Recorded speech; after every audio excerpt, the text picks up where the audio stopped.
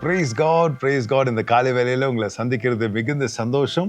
நாம் தேவனுக்கு பாத்திரவான்களாய் எப்படி நடக்கணும் என்று நாம் தியானிச்சு கொண்டிருக்கிறோம். அதுல 2வது பகுதி இதா இருக்கும். நாம் இன்றைக்கு நம்ம தியானத்துக்காக கொலோசியர் 1வது அதிகாரம் 10வது வசனத்தை நாம் வாசித்து தொடங்குவோம். சகலவித நற்கிரைகளும் ஆகிய கனிகளை தந்து தேவனை அறிகிற அறிவில் விருத்தி அடைந்து கர்த்தருக்கு பிரியமுண்டாக அவருக்கு பாத்திரராய் நடந்து கொள்ளவும். நாம் போன வீடியோல நம்ம பார்க்கும் போது ஒரு 5 காரியங்களை நம்ம தியானிச்சோம். தேவனுக்கு பாத்திரவான்களாய் நாம் எப்படி நடந்து கொள்ள வேண்டும் என்று. இன்றைக்கு கொலோசியர் 1வது அதிகாரத்திலிருந்து இந்த 10வது வசனத்துல நம்ம முதலாவது பார்க்கிறோம். ஆங்கிலத்தில் எப்படி இருக்குது? Walk in a manner worthy of the Lord, fully pleasing him. முதலாவது நாம் தேவனுக்கு பிரியமானவர்களாக, தேவனுக்கு எது பிரியமா இருக்கிறதோ இல்லைங்களா, அதை தான் நம்ம என்ன பண்ணணுமா, அந்த காரியத்தை நாம் தியானிக்க வேண்டும். அப்படி நாம் நடந்து கொள்ள வேண்டும். இன்னைக்கு நீங்க கேட்டு பாருங்க. இன்னைக்கு முழு நாள் நீங்க செய்கிற காரியங்கள்ல, உங்க வேலைகள், அலுவலகத்துல நீங்க எல்லாம் யோசிச்சு பாருங்க. இதுல நான் தேவனுக்கு பிரியமான காரியங்களை செய்து கொண்டிருக்கிறேனா? தேவனுக்கு நான் பாத்திரராய் நடக்கணும்னா நான் தேவனுக்கு பிரியமா நடந்து கொண்டிருக்கிறேனா? அவரை பிரியப்படுத்துகிற காரியங்களை நான் சிந்திக்கிறேனா? அவரை பிரியப்படுத்துகிற காரியங்களை நான் பேசுகிறேனா? அவரை பிரியப்படுத்துகிற விதங்களை நான் நடந்து கொள்ளுகிறேனா? இதை நம்ம சிந்திக்க வேண்டியதாக இருக்குதுங்க. Praise the Lord. இன்னொரு காரியத்தை அங்க அவர் சொல்லுகிறாரு, bearing fruit in every good work. Hallelujah. எல்லா நல்கிரியையில நம்ம என்ன பண்ணணும்?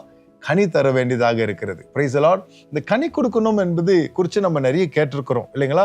அவருக்கு பாத்திரவானாய் நான் நடக்கணும்னா நான் கனி தர வேண்டும். யோவான் 15 கூட நம்ம பார்க்கிறோம், பிதாவாகிய தேவன் தோட்டக்காரர் என்னத்தை தேடி கொண்டு வருகிறாருங்க, கனி தேடி கொண்டு வருகிறார் என்று நாம் பார்க்கிறோம். அப்போ இந்த கனினா என்ன நம்ம சொல்லும் போது நிறைய நேரத்தில் கலாத்தியர் 5க்கு நம்ம போயிடுவோம். 22, 23 ஆவியின் கனிகளை குறித்து தான் நம்ம பார்ப்போம் இல்லைங்களா? இன்னும் சில கனிகளும் வேத வசனத்தில் இருக்கிறது. அதை குறித்து நான் உங்களுக்கு சொல்ல விரும்புகிறேன். இந்த காரியங்களை நம்ம எழுதி வைத்து இதை நம்ம தியானித்து இதை நம்ம பிராக்டிஸ் பண்ணும் போதே நம்ம வாழ்க்கையில பிராக்டிக்கலா நம்ம கனியை பார்க்க முடியும். Praise the Lord. கலாத்தியர் 5க்கும் நம்ம வரப்போகிறோம். அதுக்கு முன்பதாக முதலாவது 1 கொரிந்தியர் 16வது அதிகாரம் 15வது வசனத்தை நம்ம வாசிக்கலாம். சகோதரரே, ஸ்தேவானுடைய வீட்டார் அகாயா நாட்டிலே முதற்பலன் ஆனவர்கள் என்றும் பரிசுத்தவான்களுக்கு ஊழியம் செய்யும்படிக்கு தங்களை ஒப்புவித்திருக்கிறார்கள் என்றும் அறிந்திருக்கிறீர்களே. பாருங்க, ஸ்தேவானின் வீட்டாரை குறித்து எப்படி சொல்றாருங்க? முதல் பலனானவர்கள் என்று சொல்லுகிறார். இந்த காரியத்துல நான் உங்களுக்கு ஒரு காரியத்தை காட்ட விரும்புகிறேன். நம்ம ஆத்துமாக்களை ஆதாயம் படுத்தும் போதே, ஜனங்களை நாம் தேவன் பக்கத்துல நம்ம நடத்தும் போது நாம் என்ன பண்ணுகிறோங்க? ஆவிக்குரிய கனியை தேவனுக்கு கொடுக்கிறோம். Praise the Lord. ஒருத்தருக்கு போய் நீங்க சுவிசேஷத்தை சொன்னீங்கன்னா அந்த மக்கள் அந்த வார்த்தையை கேட்டு ரட்சிக்கப்படும் போதே you have borne fruit. Hallelujah. நீங்க தேவனுக்கு கனி கொடுத்திருக்கிறீங்க. Praise the Lord. அப்போ இந்த நல்கிரியை, எல்லா நல்கிரியில நம்ம கனி கொடுக்கணும்னு சொன்னா சுவிசேஷத்தை சொல்லுகிறது ஒரு நல்கிரியை. அதிலிருந்து நீங்க செய்யும் போதே நீங்க ஆவியின் கனியை நீங்க பார்க்கிறவர்களாக இருக்கிறீங்க. 2வது நாங்க பார்க்கிறோம், எபிரேயர் 13வது அதிகாரம் 15வது வசனத்துல இப்படி வாசிக்கிறோம்.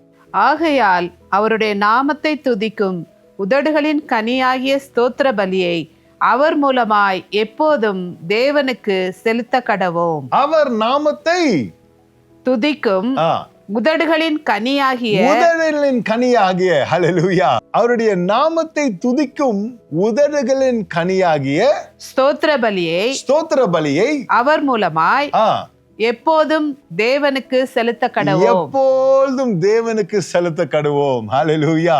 நீங்க ஸ்தோத்திர பலி ஆண்டவருக்கு செலுத்தும் போது, எப்போதும் செலுத்தும் போது என்ன நடக்குதுங்க? ஆவிக்குரிய கனி. you are producing spiritual fruit. ஹல்லேலூயா. அதனால தேவனை துதிக்கிறது, ஸ்தோத்திரம் பண்ணுகிறதை குறித்து நீங்க சுலபமா எண்ணிடாதீங்க. நிறைய நேரத்துல நம்மளை யாருன்னா உற்சாகப்படுத்தினா தான் ஸ்தோத்திரமே வருது இல்லைங்களா? ஸ்தோத்திரம் சொல்லுங்கன்னு சொன்னாதான் ஸ்தோத்திரமே வருது. அப்படி இருக்கக்கூடாதுங்க. நம்ம ஸ்தோத்திரம் செலுத்தும் போது மனப்பூர்வமாக ஆவியின் கனியை நான் தேவனுக்கு கொடுத்து கொண்டு இருக்கிறேன் இல்லைங்களா? அந்த காலத்துல 1000 ஸ்தோத்திரங்கள் என்றெல்லாம் பண்ணுவாங்க இல்லைங்களா? நம்ம பழக்க தோஷமா இல்லை, சடங்காச்சாரமா இல்லை, ஆனா மனப்பூர்வமாக தேவனுக்கு ஸ்தோத்திர பலிகளை காணிக்கையாக இப்படி நம்ம பண்ணும்போது யுவர் பேரிங் ஸ்பிரிச்சுவல் ஃப்ரூட். 3வதாக நம்ம பார்க்கிறோம், ரோமர் 15வது அதிகாரம் 26வது வசனத்திலிருந்து 28வது வசனம் மட்டும் நீங்க வீட்டுல வாசிச்சு கொள்ளுங்க. இந்த வசனத்தை நம்ம பார்க்கும் போது கொடுக்கறத குறிச்சு அங்க எழுதப்பட்டு இருக்கிறது இல்லைங்களா? நம்ம காணிக்க தசனபாகல நம்ம பணங்களை தேவனுக்கு கொண்டு வந்து கொடுக்கும் போது we are bearing spiritual fruit. Hallelujah. நம்ம ஆவிக்குரிய கனிகளை கொடுக்கிறவர்களாக இருக்கிறோம். பாருங்க, நம்மளுடைய பணத்தை நம்ம கொடுக்கும் போது அதுல கண்டிப்பாக என்ன இருக்குதுங்க? தியாகம் இருக்கு. ஏன்? அந்த பணத்தை சம்பாதிக்க நீங்க வேலைக்கு போனீங்க. உங்களுடைய கஷ்டம், உங்களுடைய வேர்வை, உங்களுடைய படிப்பு, உங்களுடைய முயற்சி, உங்களுடைய எல்லா விதமான your whole being is involved இல்லைங்களா? உங்களுடைய நேரத்தையும் உங்களுடைய ஜீவன் இதுக்கு நீங்க கொடுத்துருக்கிறீங்க. அந்த ஜீவனை நீங்க கொடுத்ததுனால, உங்க நேரத்தை கொடுத்ததுனால, அதுக்கு அவங்க என்ன பண்றாங்க? ஒரு பணத்தை ஒரு வெகுமதியாகவோ, ஒரு ரிவார்டாகவோ, இல்லை உங்களுடைய கூலியாகவோ இல்லை நம்மளுக்கு கொடுக்குறாங்க. அந்த பணத்தை எடுத்து நம்ம என்ன பண்ணுகிறோம்? ஆண்டவரே, இது உங்க ஊழியத்துக்கு இதுல ஒரு சதவீதம் நான் கொடுக்குறேன்ப்பா, உங்களுடைய ஊழியத்தை தாங்க, உங்க ராஜ்ய அந்த செய்தி இந்த உலகெல்லாம் போக ஆண்டவரே நான் தாங்குறேன் ஆண்டவரே, உங்க ஊழியம் நடக்க நான் கொடுக்குறேன் ஆண்டவரேன்னு கொடுக்கும் போதே அதுல தியாகம் காணப்படுது, அதுல ஒரு பலி காணப்படுது இல்லைங்களா? அப்படி நாம் தேவனுக்கு கொடுக்கும் போது அங்க என்ன நடக்குதுங்க? தேவனுடைய கனிகளை கொடுக்கிறவர்களாக நாம் இருக்கிறோம். இன்னொரு காரியமும் நம்ம பார்க்கிறோம். எபிரேயர் 12வது அதிகாரம் 11ஆம் வசனத்தை நாம் வாசிக்கலாம். எந்த சிட்சையும் தற்காலத்தில் சந்தோஷமாய் காணாமல் துக்கமாய் காணும், ஆகிலும் பிற்காலத்தில் அதில் பழகினவர்களுக்கு அது நீதியாகிய சமாதான பலனை தரும். ஹல்லேலூயா. நீதியாக சமாதானத்தின் பலன் எப்போ வருங்க? அந்த சிச்சைக்குள்ளாக நம்ம போகும்போது ஆண்டவர் சில டிசிப்ளினை கொண்டு வருவார் இல்லைங்களா? ஆங்கிலத்தில் டிசிப்ளின் என்ற ஒரு வார்த்தையை பார்க்கிறோம். இந்த டிசிப்ளின் வரும்போது அது அந்த நிமிஷத்துல ஈஸியா இருக்காது, கஷ்டமா தான் இருக்கும். ஆனா to walk in a manor worthy of God we have to love discipline. நம்ம இந்த சிச்சையை நேசிக்க வேண்டும், அதை எதிர்க்க கூடாது. சிச்சையை ஏற்றுக்கொள்ள வேண்டும், அதை விட்டு நம்ம தூரம் ஓடிடக்கூடாது இல்லைங்களா? டிசிப்ளின் என்ன தெரியுங்களா? நமக்குள்ள சில பலவீனங்கள் இருக்கு, நமக்குள்ள சில வீக்னஸ் இருக்கு. இந்த பலவீனங்களை நம்ம வாழ விட்டுட்டோம்னா, நமக்குள்ள தங்க விட்டுட்டோம்னா, நம்மளுடைய காலிங், நம்ம தேவனுடைய அழைப்புக்கு இது ஒரு தடையா மாறிடும். தேவனுடைய நோக்கத்துக்கு நம்ம வாழ்க்கையில இந்த பலவீனங்கள் தடையா மாறிடும். தேவன் வைத்திருக்கிற எதிர்காலத்துக்கு, நல்ல காரியங்களுக்கு, வாக்குத்தத்த தேசத்துக்கு இந்த உள்ளத்துல இருக்கிற மாம்சீக பலவீனங்கள் தடையா மாறிடும். அதனால ஆண்டவர் என்ன சொல்றாரு? ஆவிக்குரிய கனியை நீ கொடுக்கறன்னா சிச்சையை நீ நேசிக்க வேண்டும், டிசிப்ளினை நீ நேசிக்க வேண்டும், டிசிப்ளினுக்கு நீ ஒப்பு கொடுக்க வேண்டும். டிசிப்ளின் குறித்து ஒரு மனுஷன் இப்படி சொல்லுகிறாரு, discipline is waging war on all our weaknesses. What is discipline? Discipline என்னதுங்க? Me waging war on my weaknesses. என்னுடைய பலவீனங்களுக்கு எதிர்க்க நான் யுத்தம் செய்ய, அதுதாங்க டிசிப்ளின், அதுதான் சிச்சை இல்லைங்களா? அப்போ எனக்குள்ள இருக்கிற பலவீனங்களை முறியடிக்க ஆண்டவர் சிச்சையின் வழியா கொண்டு போகிறார். அந்த சிச்சையின் வழியா நம்ம போகும்போதே நம்ம என்ன ஆகுறோங்க?